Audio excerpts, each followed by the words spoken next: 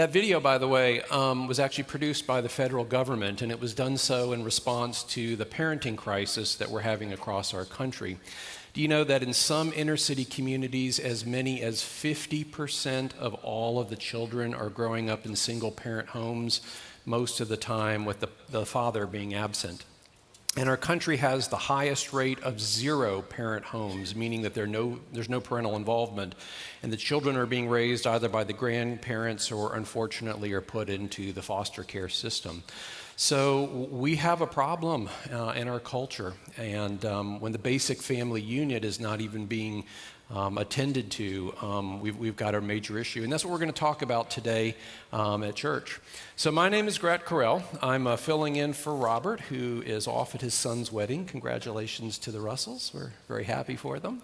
And he's asked me to come and speak to you today to give a talk that I gave back in the winter when my next door neighbor friend came over and said, Grat, listen, I'm part of this women's group and young mothers group, and we'd like you to come and talk to our group about parenting.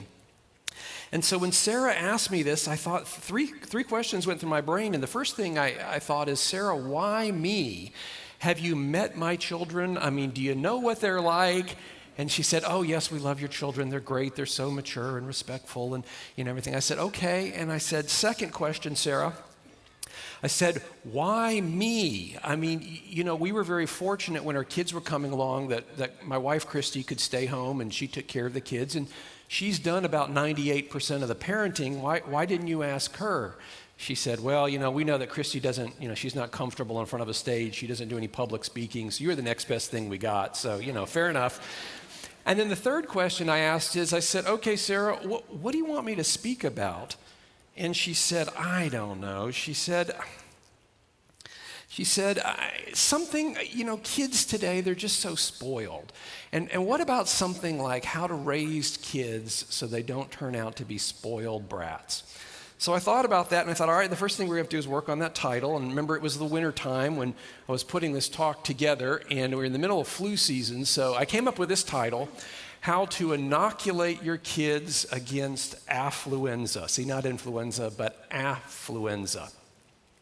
And the truth is that this generation of children that's being raised is the wealthiest generation of children ever on the face of this planet. In any culture, anywhere in the world, at any time in history, the children today have more stuff than any child has ever had throughout human history. My mother, for instance, grew up on a farm in rural Wisconsin, and when she was a girl, there was no electricity and no running water at the farm. She says that when she went off to college, she thought it was very strange that they would serve cold milk, because up until that point in her life, milk was always warm, because you had just gone out to the barn to get it from the cow. And children today, even if you live in poverty, even if you're growing up in government housing, you as a child probably have running water, you probably have potable water, you probably have climate control, you probably have electricity, and you've grown up with all these things that 99% of people in human history have never known and been able to take advantage of. And of course, we as parents, we want to give kids all the things that we didn't have when we were growing up, but unfortunately, we run the risk of spoiling them in the process. And so we're going to talk a little bit today about affluenza and how to keep your kids from being spoiled brats. Now, let me give you a couple of disclaimers. Number one, I am not a parenting expert. That's why Hetty Britz is part of the church staff. I was just the poor person who agreed to do the talk when 4 other people said they wouldn't. So, Number two, my children aren't perfect. Does anybody know my kids, by the way? Katie was involved in worship arts for a long time. And Teresa, yeah, okay, so enough said. My kids aren't perfect. They suffer from all the same foibles that all of us as humans do.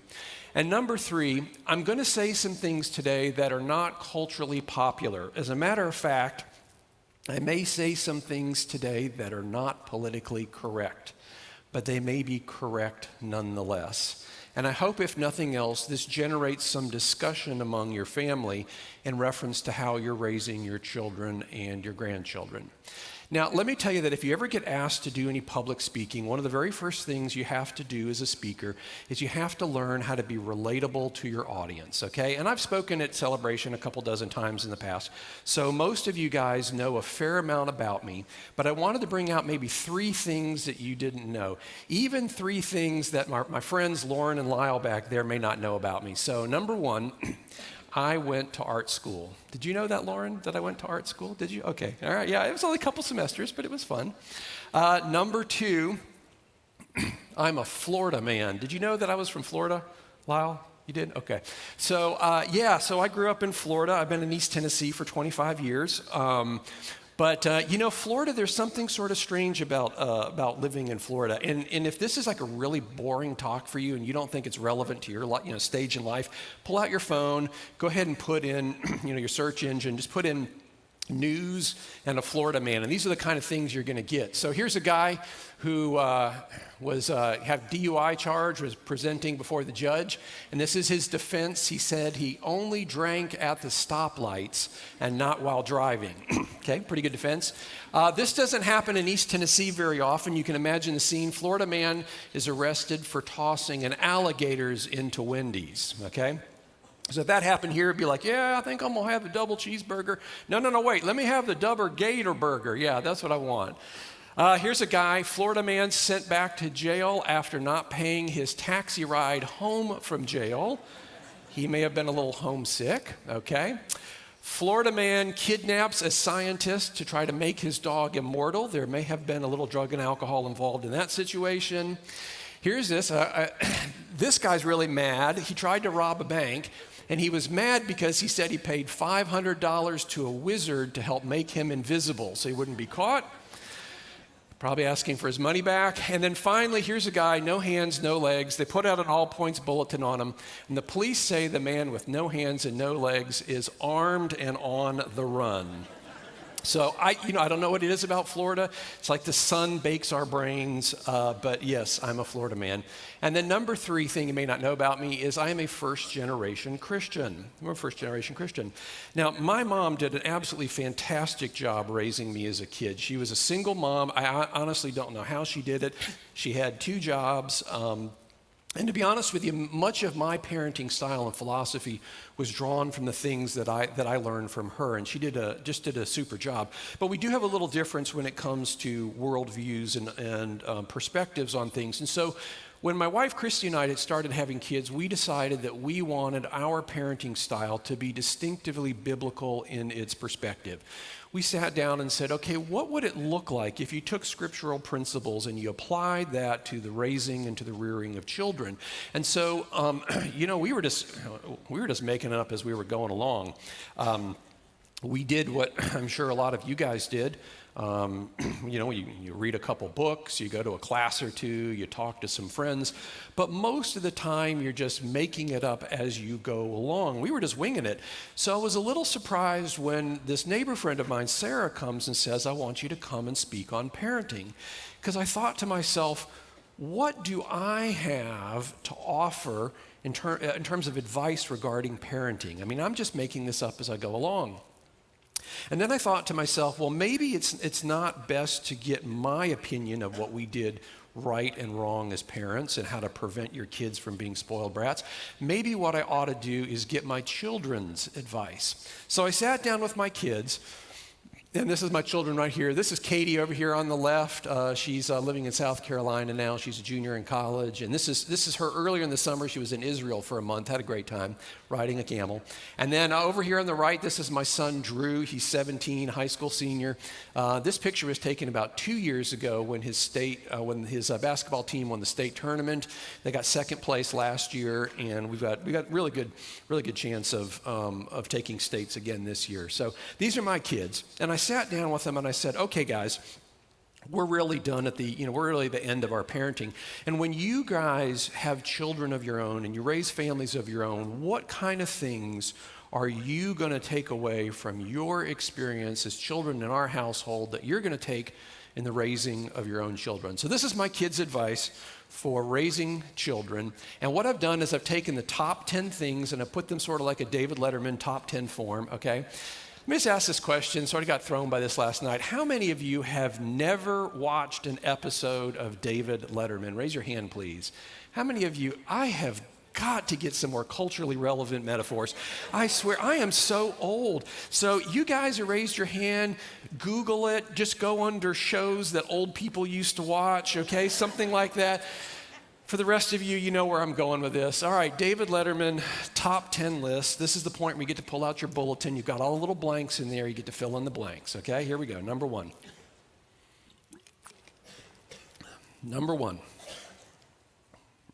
Lower their expectation bar.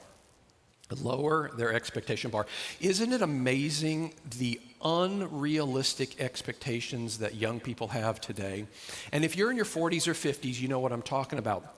A new kid, 18, 20 years old, gets hired on to work, and he expects that day one he is going to have the privileges that it took you 30 years at work to earn. It's just the expectations are so incredibly high for our young people today. And you've got to learn to lower that. So when my daughter was younger, she sat down with me and she said, Dad, she said, let me ask you a question. She said, are we rich? And I said, well, Katie, I said, your mom and I, we've worked really, really hard and we're really conservative with our money and we've saved a lot and that's allowed us to be able to have a very comfortable lifestyle. And, compared to most people in the world and to most people throughout human history, we're doing really well. And so, yeah, I would say that we've been successful and we're doing well, but you got nothing. I mean, you're as poor as a church mouse, I said, just because your parents have been successful, you haven't done diddly. I mean, if you want stuff, if you want to live a nice life, you got to go out in there and earn it, because right now you're on the dole, girl, and I got to get you off, because mommy and daddy, we want to retire and enjoy our lives. So, you have to change your children's level of expectations. You see, this is what it says in Job. It says, naked I came into this world from my mother's womb, and naked I will depart. See, the Lord doesn't promise you much. You get life, you get death, and you get nakedness in between, and that's about it. Taxes, the government is going to find you, so taxes, you're probably guaranteed to get that as well, but that's really about it. So when you raise your children or your grandchildren, you teach them this. Teach them that life don't owe them nothing. And the sooner that you stop acting like it, the better off that you will be. Lower their expectations. Number two, they need some skin in the game. They need some skin in the game. So when my daughter was 12, she came to me and she said, Daddy, she said, I would love to have an iPad. I said, that's wonderful, Katie. She said, it's expensive. It's $700. And I said, yeah, I know, it's a lot of money. She said, will you buy it for me? And I said, absolutely not. And she said, so what am I going to do? I said, not my problem. I'm not worried about it. I don't want the iPad. You do. And I thought that was the end of the discussion. And do you know that little girl spent the next year saving all of her money? She went out and did babysitting and got jobs. She got the $700 and she bought the iPad herself. She knew where that thing was 24/7, 365 because she had earned it. It was valuable to her. My son was about 3-4 years younger.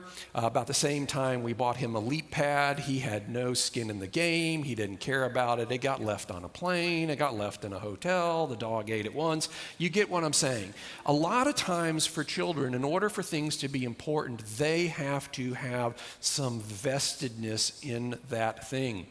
It says in Proverbs that he who tills his own land is going to be satisfied with bread, but he who follows frivolity is devoid of understanding. So simply put, don't give your kids everything they want. If it's really important to them, maybe the best thing you can do is have them go out and earn it for themselves, and then it'll have some value associated with it. Number three, don't Make it easy for them. I'm surprised my kids said this, but here it is. Number 3, don't make it easy for them. Don't be one of those helicopter parents where when they make a mistake, all of a sudden you're hovering over them. Oh, poor baby, let me fix it for you.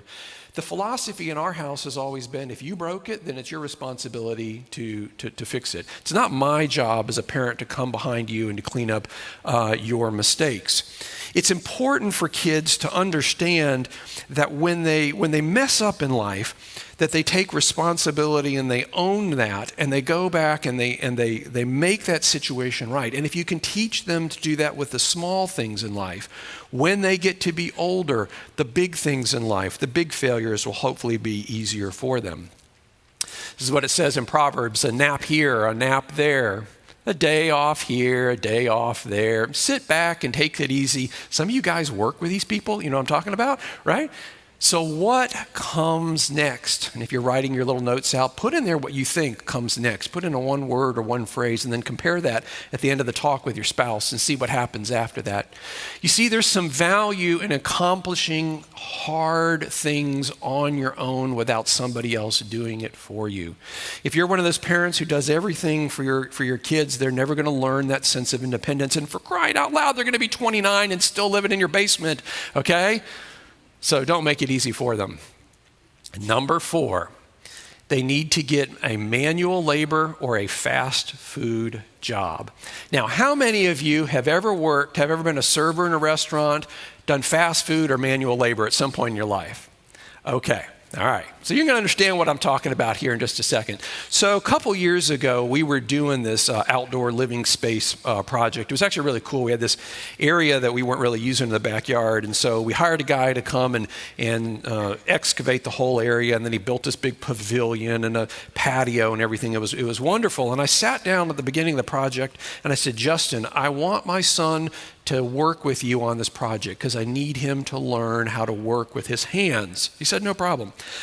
Well, it took all of the months of July and August, the hottest part of the year, and it was terrible. They had to bring all of the 3/4 ton gravel in, one wheelbarrow full at a time. They had the pavers. Some of those blocks were like 50 pounds a piece. Everything was done by hand, and it was a nasty, dirty job. And at the end of the summer, I sat down with my son, Drew, and I said, Drew, what did you learn from this project? And he said, Dad, I learned 2 important lessons.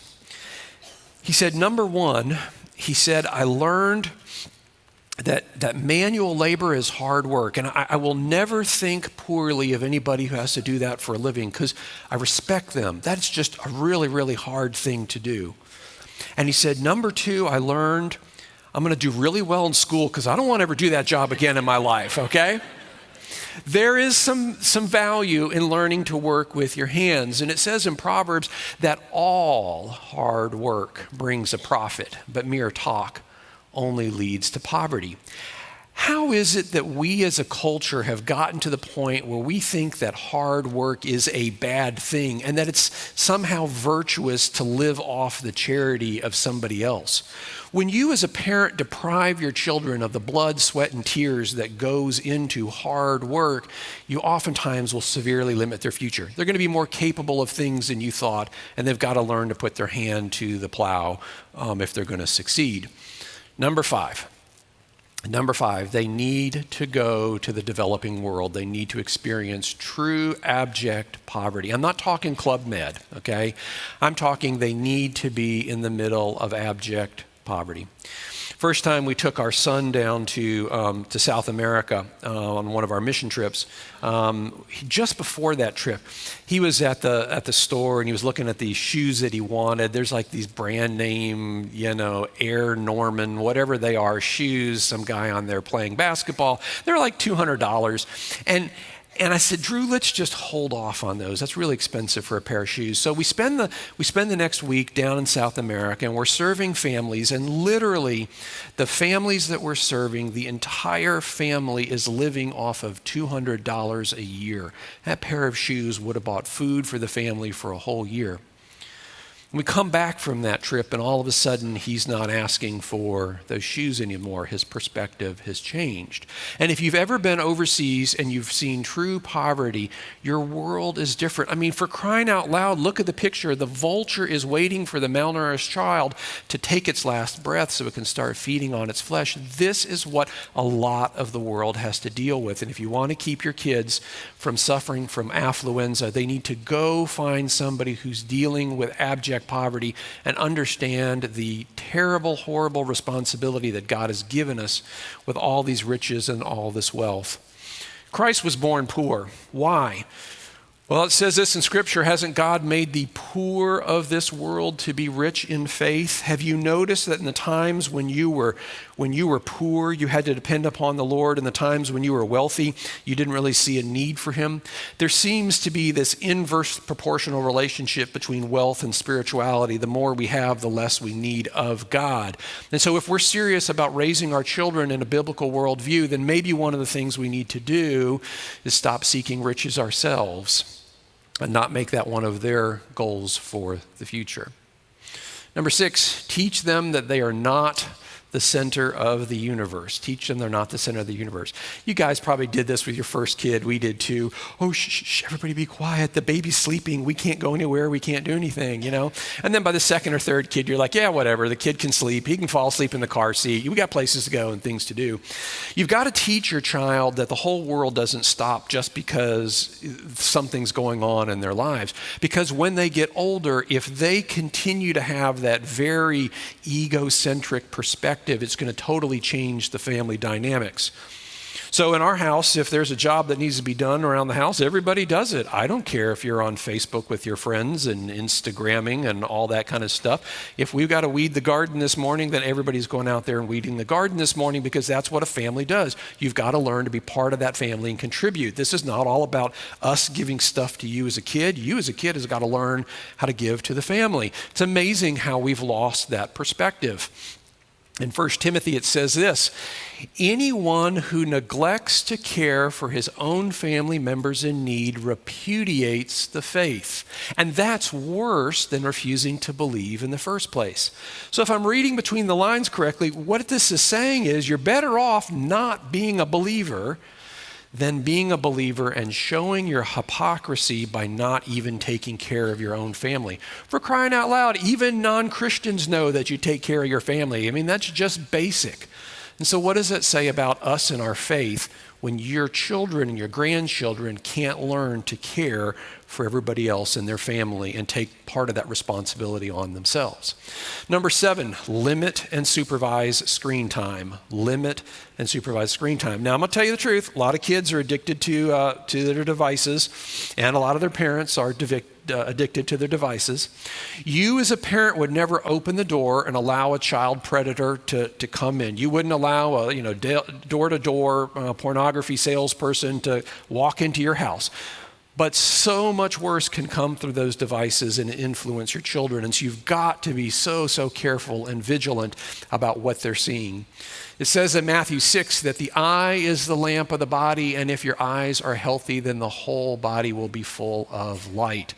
So be careful and be vigilant about what you allow your children to see on those screens. Number 8, expect excellence. Did you know that children tend to live up to the expectations that you have for them? We knew at a young age that our son was a straight A student. We knew that he had that capability in him, and we've never rewarded him financially for getting good grades. We never said, "Oh, great, straight A's, here's some money." His reward for getting straight A's I don't yank you off the basketball team. 1B, and one of the things that he really loves in life is gone, because we know that he's got that capability, and we instill that vision in him, and we expect that of him. And children tend to live up to those expectations. It says in Proverbs 13 that the appetite of the lazy craves and gets nothing, and the appetite of the diligent is richly supplied. If your kids are going to be successful, you've got to start treating them like they have the capability of doing so and holding them to that standard. Okay, number 9, reject entitlement and privilege. Reject entitlement and privilege.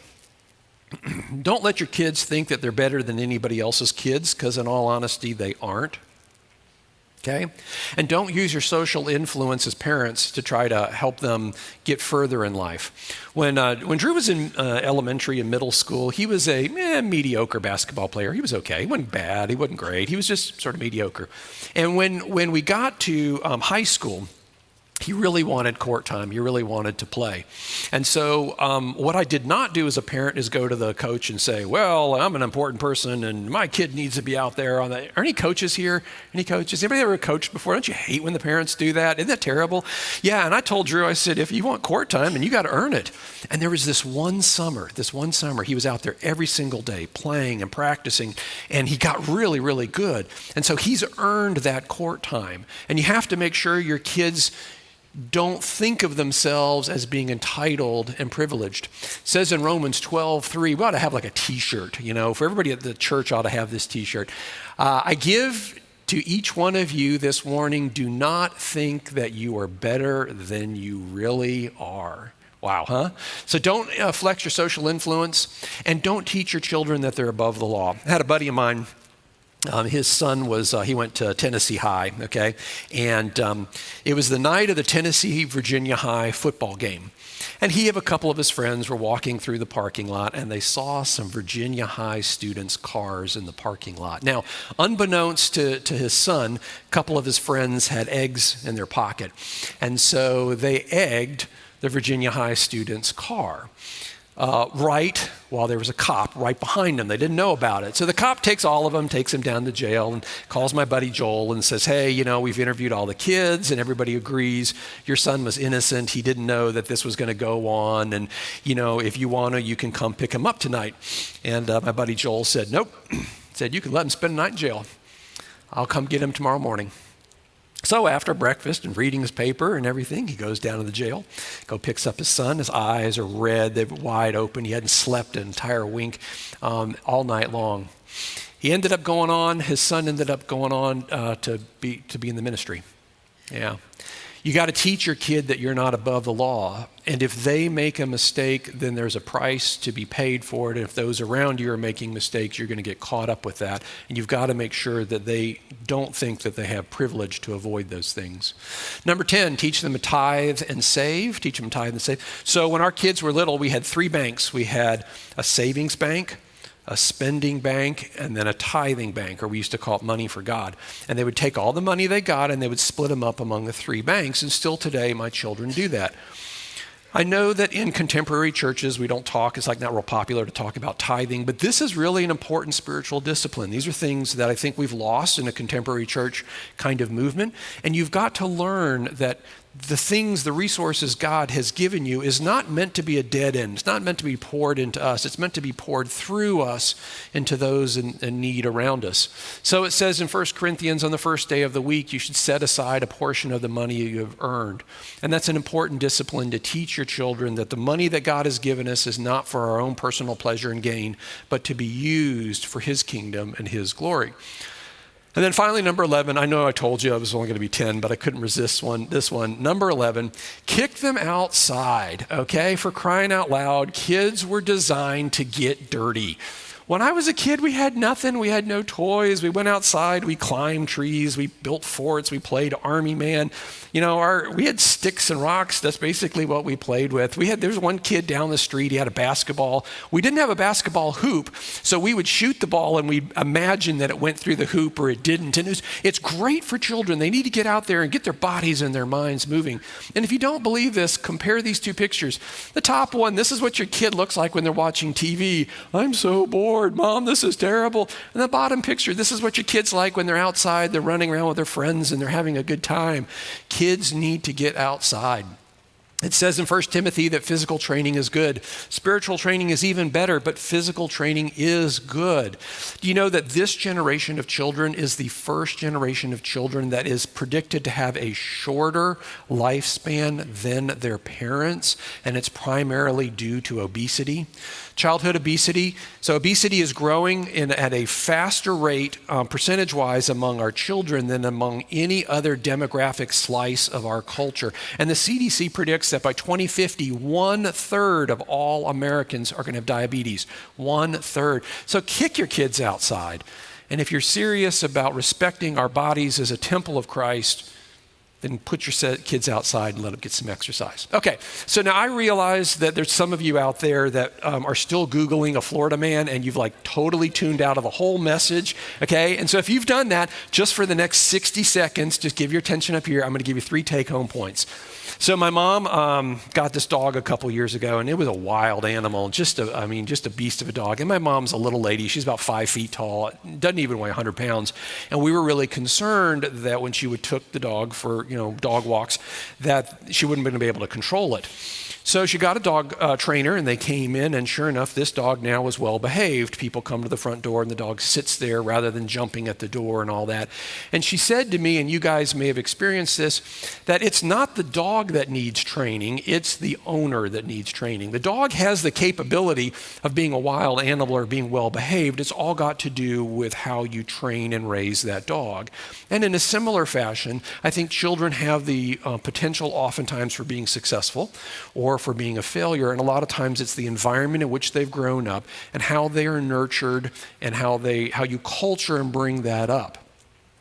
Which brings me to my second point, and that is that parenting cannot be outsourced. Parenting can't be outsourced. Hear me on this one, okay?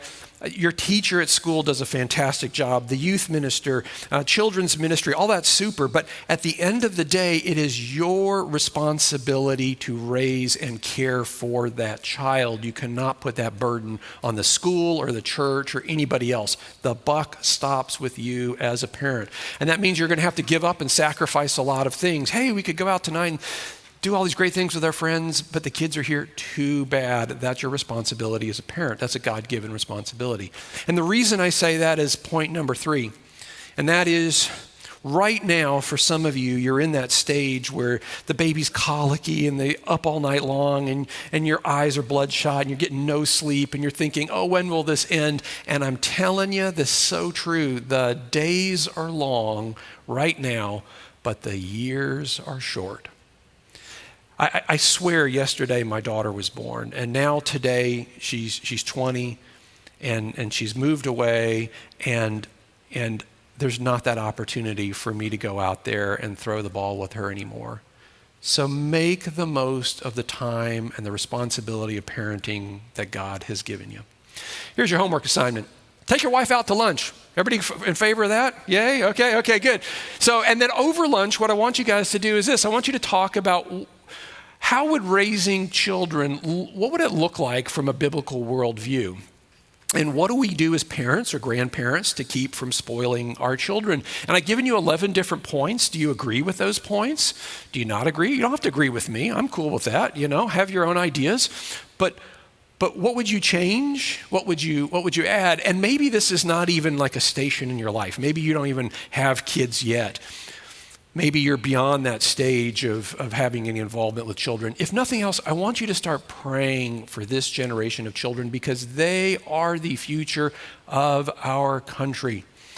If our nation is to become a God-fearing nation again and not one that is thoroughly secular, as you see in many places across the world, it rests with the young people. Walk down the hall in the children's ministry, find somebody, give them a high five, say, I'm going to be praying for you. What's your name? I mean, this is the future of our nation, and it's so important that we as parents and grandparents pour into them. Okay, let's go ahead and pray, and then I'm going to get Louie up here to do some announcements on time. Rock and roll. Okay. Father, I thank you so much just for all you have done in our lives. I thank you for the very serious and sober responsibilities that you give us in life, including caring for, nurturing, tending to, raising up this next generation of children. It's hard some days. All we want to do is just go fishing, or just leave me alone so I can watch another episode of my favorite show on TV. But they're going to be gone before we know it. And if our nation is to return back to you, if there's going to be a revival within our country, it's going to happen within the children, within the hearts of our children. So bless this message. I pray that it would generate discussion. I pray that it would generate thought. I pray that it would generate conviction. and bless all of our children. And we thank you for these things in the name of Christ. Amen. Thank you, Greg. Thanks for a timely wake-up call.